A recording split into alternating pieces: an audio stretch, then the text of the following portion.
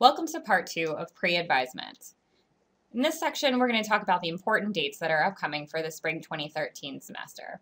Here you can see an overview of all of the important dates coming up, including the day that classes begin, free drop-add period, midterm grades, academic penalty, and the end of the spring 2013 semester. The first important date that we need to talk about is the drop-add deadline. In spring 2013, that date is Monday, February 18th, and this is the last day to adjust your spring schedule. From the first day of classes through this date, those students can adjust their schedules freely. There's no charge for any changes during that time, and there are no academic penalties. So if you drop a class, it's as if it never existed, and if you add a class, it's as if it were always there. After this date, though, all courses on students' schedules are permanent. Changes in registration and grading status can be made after this time, but anything that's on your record stays there.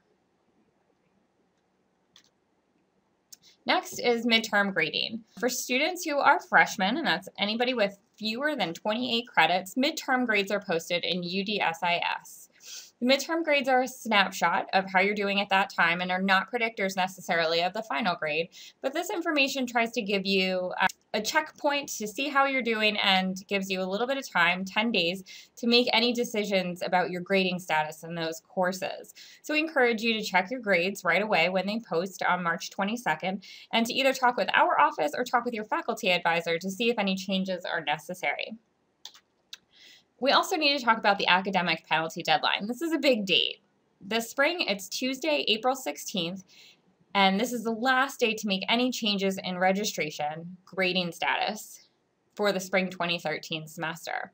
As we talked about before, students can change their registration. They can change their grading status from the drop-add deadline through the academic penalty deadline. But the academic penalty deadline is the last day of the semester that students may change their grading status for their courses.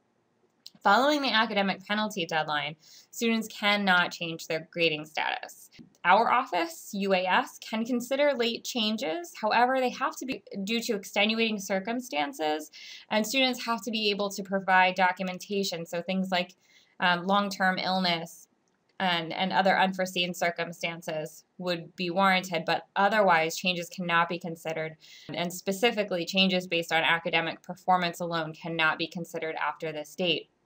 It's important that by April 16th, you've assessed how you're doing in each of your classes and made a final decision about your grading for that course for this semester.